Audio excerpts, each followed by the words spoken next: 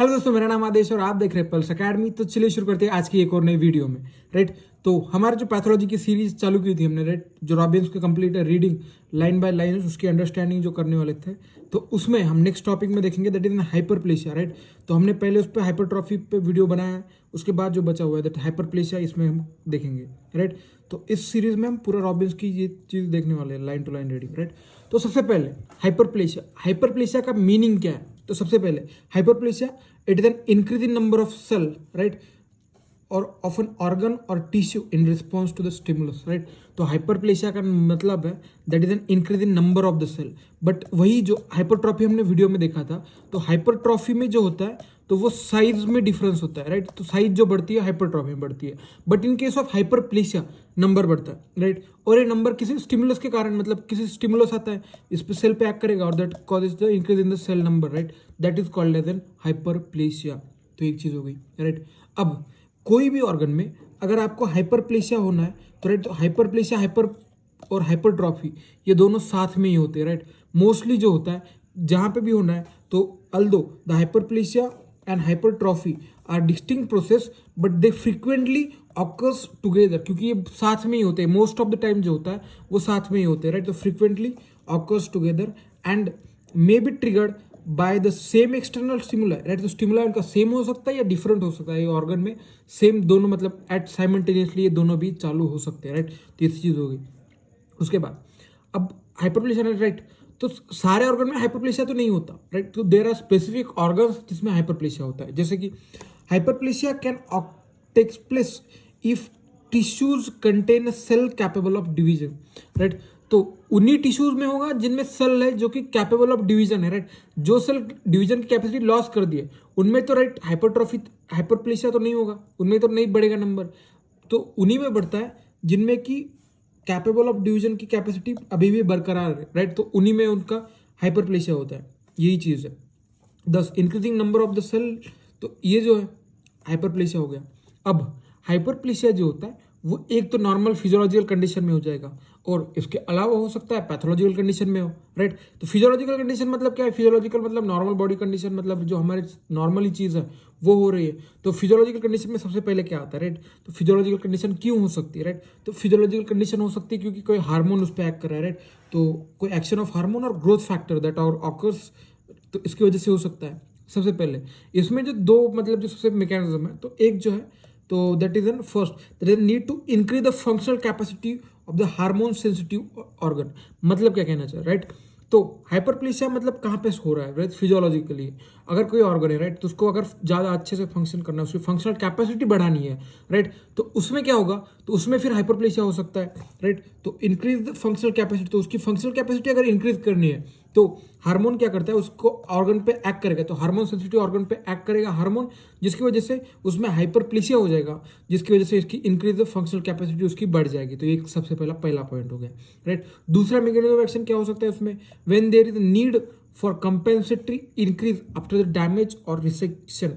Right, कोई भी अगर डैमेज हो जाए, कोई ट्रॉमा हो जाए, कोई चीज़ हो गया, राइट, तो उसमें फिर उसको कंपनसेट करने के लिए हमारी बॉडी तो हीलिंग मैकेनिज्म को करती है। तो उसमें अगर हमको सेल का नंबर बढ़ाना है तो that is the compensatory mechanism as, तो वो वाली काम यहाँ पे करती है। राइट, तो ये सारी चीज़ें हो गई। अब यहाँ पे जो हमने पहला मैकेनिज्म देखा कि हार्मोन, मतलब जो होता है functional capacity hormone sensitive organ increase करता है, तो सबसे पहला जो इसका एग्जाम्पल दिया हुआ है, तो that is N hormonal hyperplasia well studied by the. तो यहाँ पे क्या होता है नॉर्मली, अब जो ब्रेस्ट होते हैं, राइट, तो ब्रेस्ट मेल और फीमेल में प्रेजेंट होते हैं एट द बर्थ टाइम, दोनों में प्रेजेंट होते हैं। But in case of puberty तो वहाँ पे हार्मोनल उस पर एक्ट करके वो ब्रेस्ट की साइज, मतलब उसमें जो फंक्शनल ब्रेस्ट हो जाते हैं फीमेल में हो जाते हैं। तो यही उसका एग्जाम्पल है। Right, that is the hormonal hyperplasia is well illustrated by the proliferation of the glandular epithelium of the female breast at the puberty and during pregnancy usually accompanied with the enlargement of hypertrophy of the glandular epithelium cell। Right, तो सबसे पहले तो यहाँ पे क्या होता है कि हार्मोनल हाइपरप्लेशिया होता है कब? जब भी कोई फीमेल मतलब जो है प्यूबर्टी हिट करती है, तो उस टाइम पे जो होता है उसका ब्रेस्ट से, मतलब जो ग्लैंडुलर उसका प्रोलिफरेशन हो जाता है ग्लैंडुलर एपिथेलियम का। राइट, और ड्यूरिंग द प्रेगनेंसी तो उसके क्या होता है कि enlargement of the glandular epithelium cell that is called hypertrophy. तो उसमें दो चीज़ें हैं, हाइपरट्रॉफी और हाइपरप्लेशिया। राइट, तो हाइपरप्लेशिया हो जाता है प्यूबर्टी के टाइम पर, बट हाइपरट्रॉफी जो होती है that in case of an pregnancy, तो उस टाइम पे होता है। राइट, तो ये चीज़ होगी फर्स्ट एग्जाम्पल इसका। अब फिजियोलॉजिकल हाइपरट्रॉफी में दूसरा एग्जांपल दिया हुआ है। तो एक इस पे कि मतलब जब मतलब आपने सुना भी होगा राइट, तो लिवर में हम डोनेट कर सकते हैं। तो लिवर का कुछ पार्ट जो होता है, अगर मतलब पूरा अगर लिवर इतना बड़ा है राइट, तो लिवर अगर ऐसा है तो उसका कुछ पार्ट हम दे सकते हैं राइट। तो उस सर्जरी के दौरान ये ऐसा कुछ पार्ट हम डोनेट भी कर सकते हैं। क्यों? क्योंकि लिवर में कैपेसिटी होती है रीजनरेट करने की, और रीजनरेट करके वो उसको कंपनसेट कर लेता है वो उस हाइपरप्लेसिया की वजह से।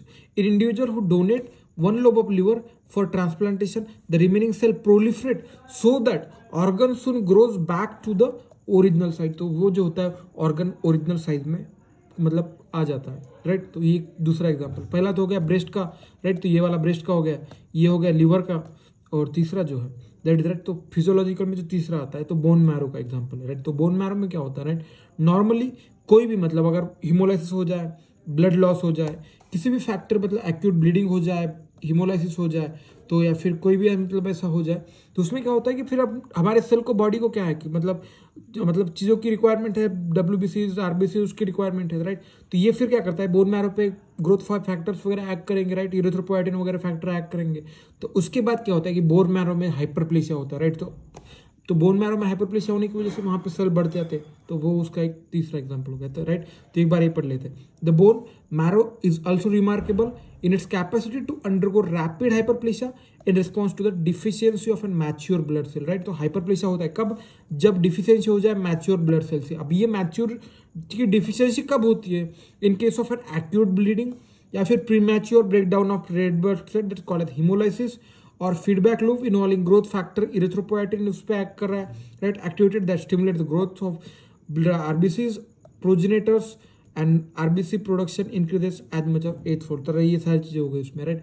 तो पहले चीज़ तो इसमें हमने 3 एग्जांपल देखे, कौन कौन सा, ब्रेस्ट में हाइपरप्लेसिया और हाइपरट्रॉफी देखी है, उसके बाद लिवर में जो रीजनरेट होता है वो उसमें देखा है, और तीसरा जो देखा है वो बोन मैरो का देखा है राइट।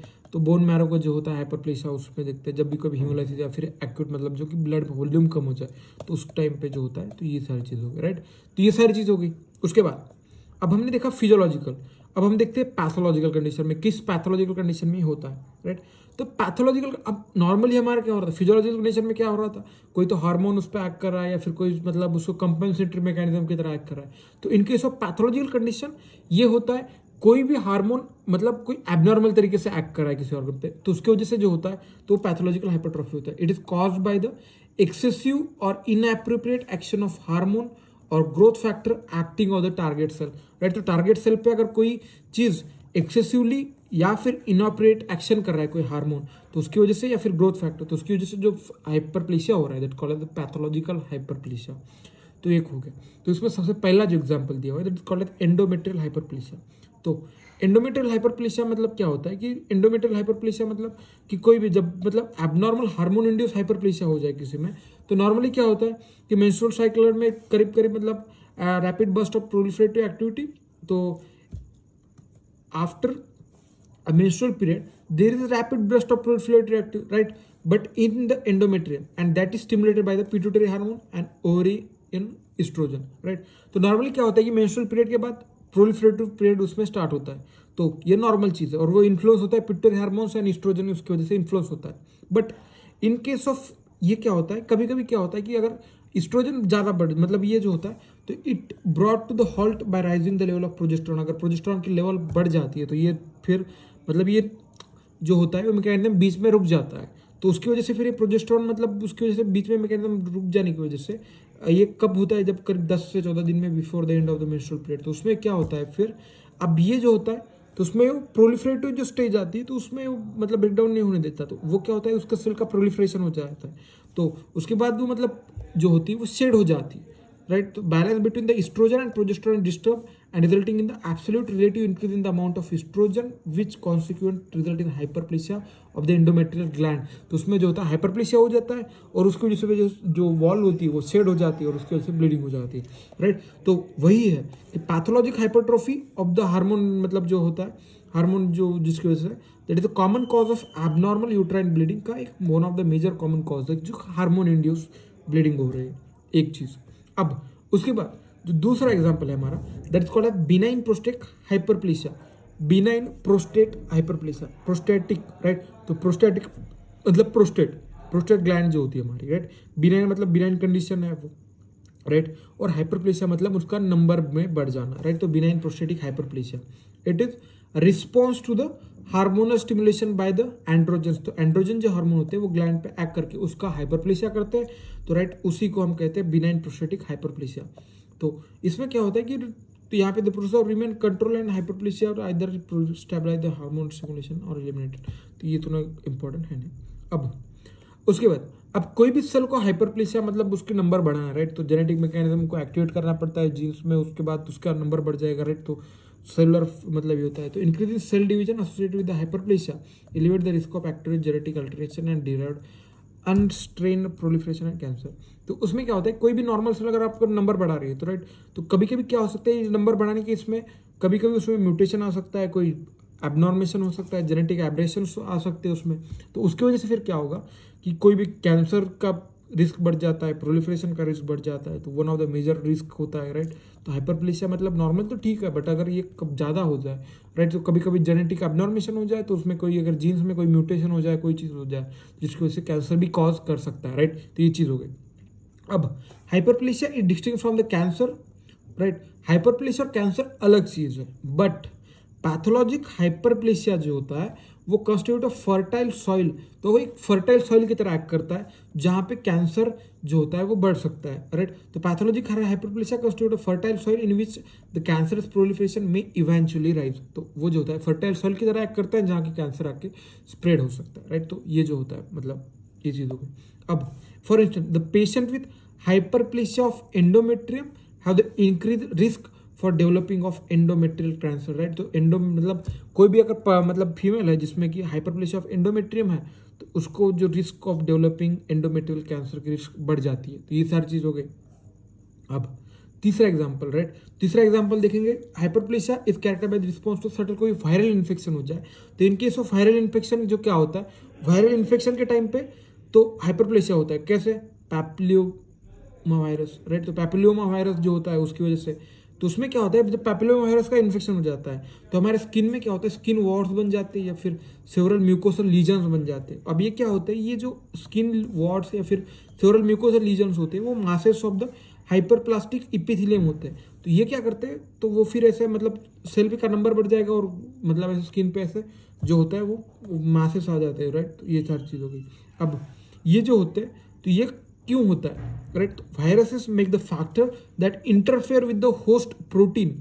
अभी क्या करते हैं, वायरस कुछ प्रोटीन बनाते हैं, मतलब जो फैक्टर्स बनाते हैं जो कि प्रोटीन के साथ एक्ट करते हैं होस्ट सेल के, और उसकी वजह से फिर सेल प्रोलिफरेशन को वो बढ़ाते हैं। तो उसकी वजह से फिर वो हाइपरप्लेसिया हो जाता है, राइट। तो ये सारी चीज़ हो गई। अब उसके बाद नेक्स्ट मैकेनिज्म देखेंगे तो मैकेनिज्म ऑफ हाइपरप्लेसिया। तो हमने इसमें जो देखा था पैथोलॉजिकल हाइपरट्रॉफी में, तो इस हाइपरप्लेसिया में जिसमें देखा first example that is endometrial hyperplasia, right. दूसरा एग्जांपल देखा हमने बीपीएच का बिनाइन प्रोस्टेटिक हाइपरप्लेसिया का, और तीसरा हमने देखा that is virus infected cell, right. तो वायरल इन्फेक्शन उस रिगार्डिंग हमने ये तीनों चीज़ देखी।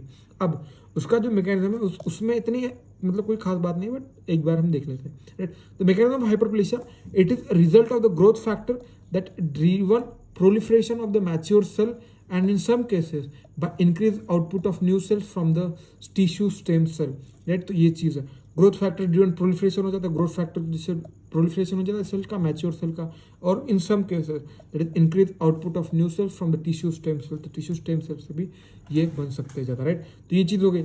For instance after a partial hepatectomy, right. तो हिपेट मतलब लीवर का कुछ पार्ट उसका रिमूव कर देते हैं, तो growth factor produce in the liver and that engages receptor on the surviving cell and activate the signalling pathway that stimulate the proliferation, but the proliferation to capacity of the liver is compromise इनके। तो उसमें क्या होता है, hepatitis causing cell injury वगैरह हो सकती है। Hepatitis instead of regeneration they cause intra hepatic stem cells में।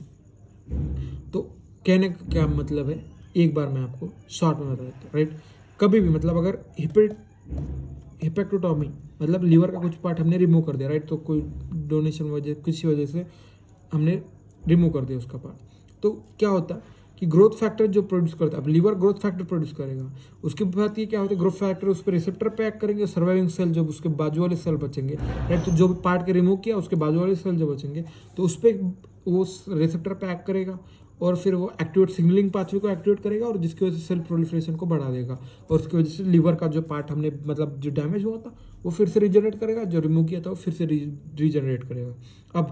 अब ये क्या होता है, ये मैकेनिज्म पूरे इसमें नहीं होता, ये उतने ही पार्ट में होता है जहाँ तक उसकी कैपेसिटी बढ़ने की है, राइट। तो यही कहा कि प्रोलिफरेशन कैपेसिटी तब तक है तब तक ही रहेगा, जब ये कैपेसिटी से ज़्यादा हो जाएगा तो वो रीजनरेट नहीं कर पाएगा, राइट। तो लीवर इज कॉम्प्रोमाइज अगर but proliferate capacity of liver compromise in some form hepatitis causing, तो उसकी वजह से सेल इंजरी भी कॉज कर सकती है। तो hepatocyte can instead of regenerate from the intrahepatic stem cell, तो ये मतलब रीजनरेट करने से उससे ये स्टेम सेल बढ़ जाते हैं।